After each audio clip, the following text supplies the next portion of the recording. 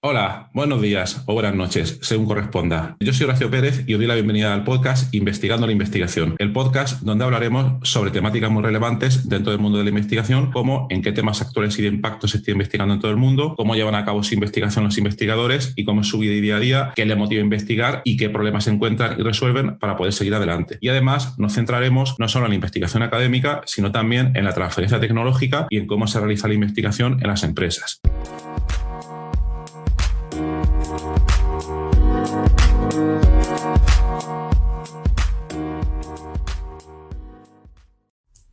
Hola, hoy es jueves 3 de marzo de 2022 y hoy te traigo un episodio del podcast, de tu podcast Investigando la Investigación, que está relacionado con la serie que empezamos hace poco y que se llama Linux, línea de comandos y computación científica.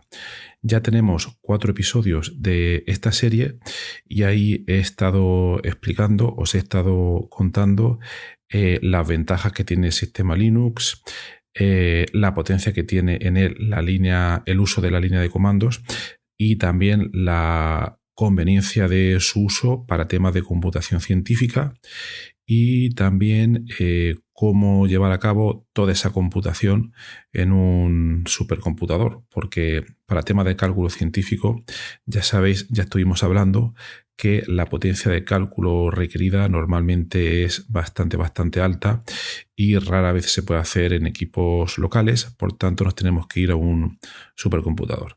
Entonces, para los que no hayáis escuchado esa serie, os voy a dejar los enlaces en la nota del programa y os recomiendo escucharlos, pero si no, vamos a seguir adelante. Podéis seguir adelante igualmente este episodio, ¿vale?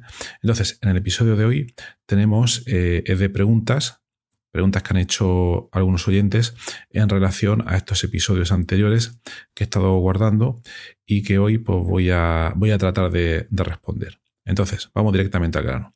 Primera pregunta. Alejandro Tárrega, desde Barcelona, nos dice: gracias, es muy interesante todo lo que has comentado.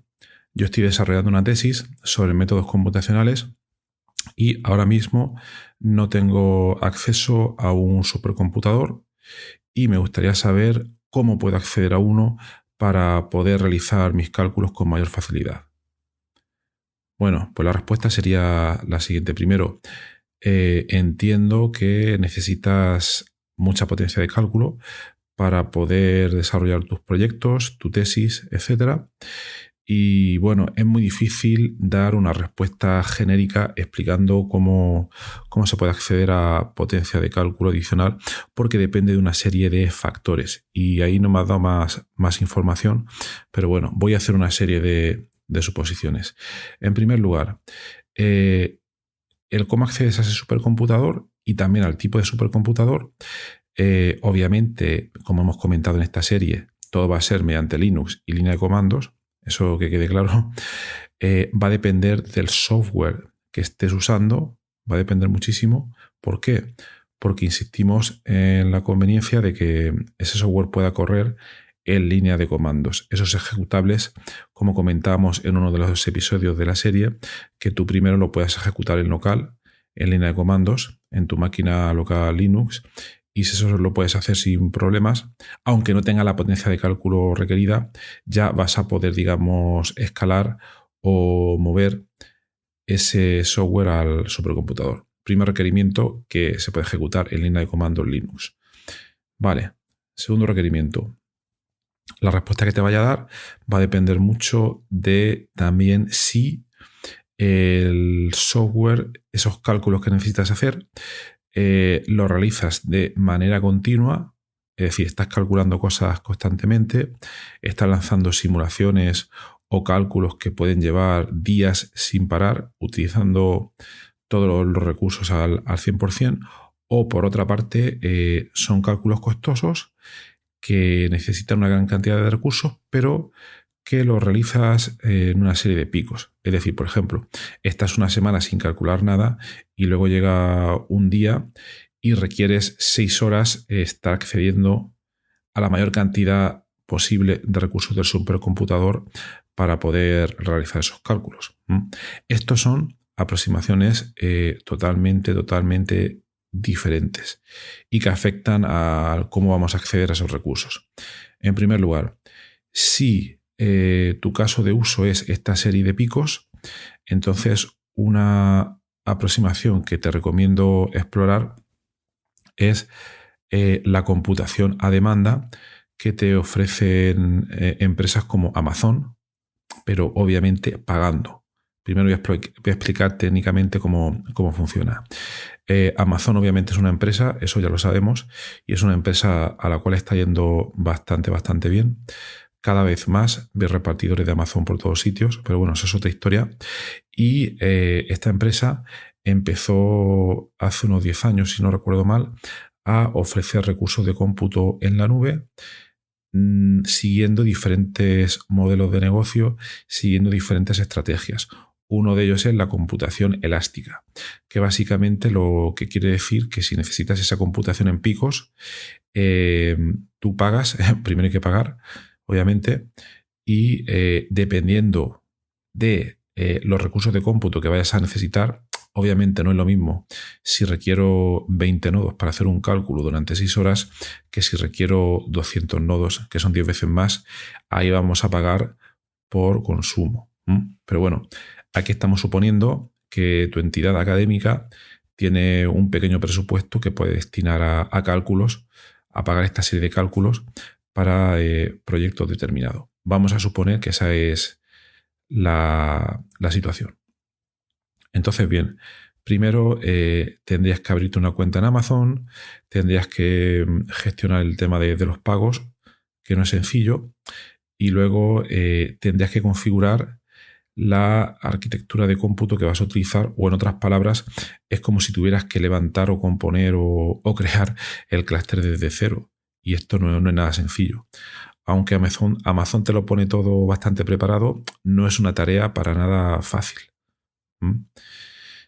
Una cosa interesante, si tienes un presupuesto elevado, es que puedes subcontratar a algunos agentes intermediarios que después de cierto pago te pueden montar ese clúster virtual en los recursos de Amazon. Entonces, es una opción a tener en cuenta, sí, pero si tenemos un presupuesto considerable o elevado.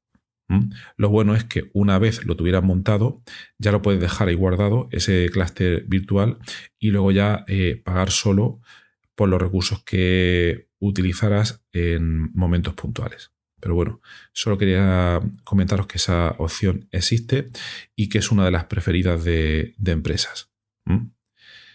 Pero bueno, para el cómputo científico también hay que tener en cuenta que normalmente el cálculo que estamos realizando es un software que es en línea de comandos, que simplemente lo que queremos escalar. Ya hemos visto de manera local el cálculo que hace y queremos escalarlo y multiplicar por un número muy elevado, quizás el tamaño de la simulación o el número de pequeñas simulaciones independientes, etcétera, etcétera. Obviamente esto se puede complicar más porque a través de Amazon, bueno, he dicho Amazon, ¿vale? Pero también hay servicios muy similares que te puede ofrecer Google y muchas otras empresas. Pero he puesto Amazon como paradigma porque fue uno de los primeros en ofrecer este tipo de servicios.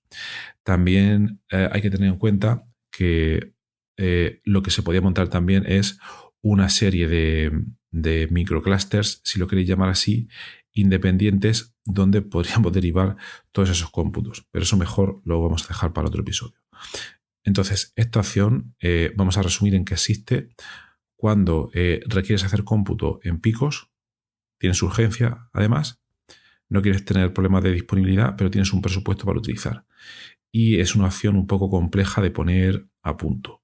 Entonces, yo recomendaría utilizarla cuando tienes ese presupuesto y cuando puedes subcontratar a esta empresa intermediaria que te va a montar el clúster. Esa sería una de las opciones. Siguiente opción. Ahora vamos al caso donde básicamente no tenemos tanto presupuesto para pagar a Amazon o a otra empresa similar y queremos explorar si, bueno, tenemos un pequeño presupuesto, vamos a suponer un presupuesto del orden de miles de euros, alrededor de 5.000 euros, etcétera. Y entonces vamos a suponer que el software que estamos ejecutando y que nos interesa es un software que puede correr o que tiene una versión en GPU. Por ejemplo, sin ir más lejos, muchos software de dinámica molecular, actualmente casi todos, corren ya en versiones de GPU y tienen un rendimiento bastante elevado con el que ofrecían hace unos 10 años. Estamos hablando de que, por ejemplo, para simulaciones de sistemas proteína-ligando podemos simular del orden de 100 o 200 nanosegundos por día para sistemas de tamaño típico, etc.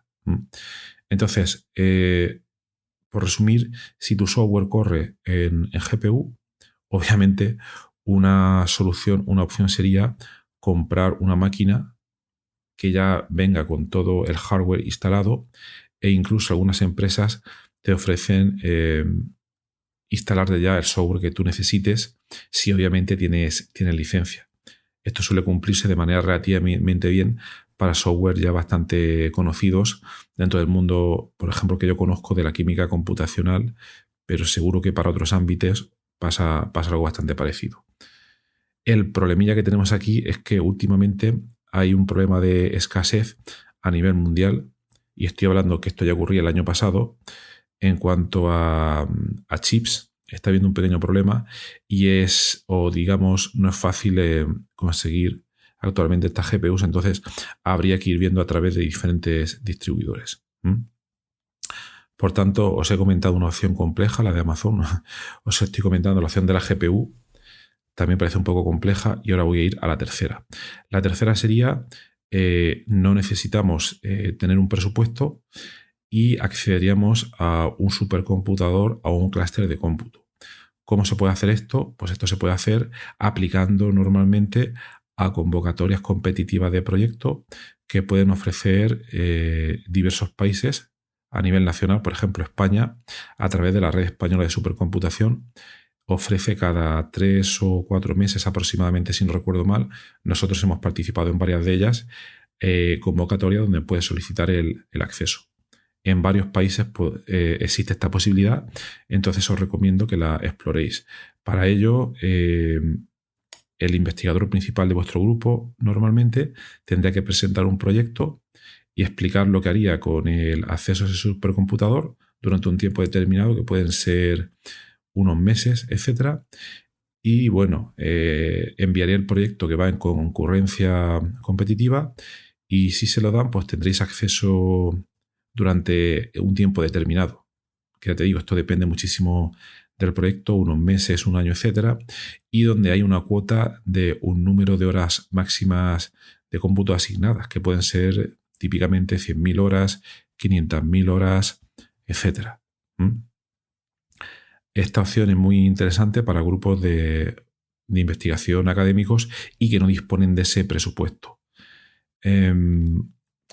Si veis que esta opción no la podéis llevar a cabo, otra opción sería más fácil y que funciona en muchos sitios, es contactar con algún grupo de investigación que conozcáis y que ya sepáis que tiene acceso a estos recursos, y pedirles si os pueden crear a través del proyecto que les hayan financiado o concedido, mejor dicho, y si lo que vosotros hacéis tiene encaje en el proyecto que ellos están desarrollando, pues pedirles si os pueden abrir una cuenta y daros acceso a una cuota pequeña de ese proyecto, y así ya también podéis probar.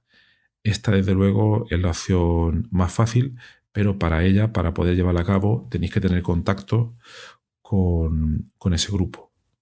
Por tanto, siempre en investigación y en muchas otras áreas de profesionales, siempre es beneficioso tener la mayor cantidad de contactos posibles para cuando uno necesite tirar de ayuda en este tipo de situaciones. Entonces, esas serían las posibilidades, Alejandro, que yo te recomiendo explorar para acceder a un supercomputador, ¿vale? Espero que os sirva a todos. Bien, siguiente pregunta.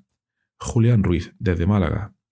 Resumen de la pregunta. Dice, estoy empezando ahora mismo mi doctorado en temas de computación científica relacionados con el diseño de materiales, Y mi pregunta es, después de haber escuchado los episodios de esta serie relacionados con Linux y computación científica, es ¿qué me sugieres aprender? Porque estoy muy verde para poder lanzar cálculos científicos en un supercomputador. Bien, pues esta es relativamente fácil de responder. Como he comentado antes, se supone que el software que vamos a utilizar corre en línea de comandos y nosotros lo primero que haríamos es testearlo o correrlo a pequeña escala en local, en nuestra máquina, nuestro portátil, nuestro ordenador de escritorio que tenemos en el laboratorio. Y para ello, lo que yo recomiendo para empezar es utilizar principalmente tanto aprender Bash Script como Python. ¿Por qué lo recomiendo? Primero, Bash es indispensable para moverte por el sistema. Es un requerimiento bastante importante. Y luego Python te puede ayudar también muchísimo a realizar unos scripts que sean más potentes y que te permita también reusar una gran cantidad de librerías ya existentes que tienen muchísimas funciones dentro del campo de la computación científica. Entonces te recomendaría empezar con estos dos.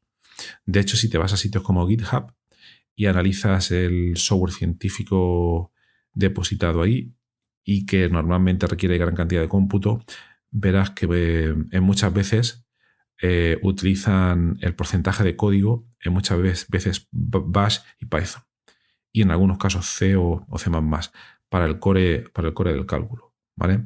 Entonces te recomendaría empezar por ellos, y además también porque a nivel de soporte existe detrás una comunidad muy grande desde hace muchísimo tiempo que te va a ayudar a resolver todas las dudas, porque son lenguajes bastante extendidos. Entonces esta pregunta es fácil de responder. Sin duda me tiraría por Bash y por Python. Bueno, muy bien, pues hasta aquí las respuestas a las preguntas relacionadas con esta serie. Si tenéis alguna pregunta más, en las notas del programa tenéis cómo contactarme. Espero que os haya sido interesante y que tenéis un buen jueves y hasta el próximo episodio. Hasta luego.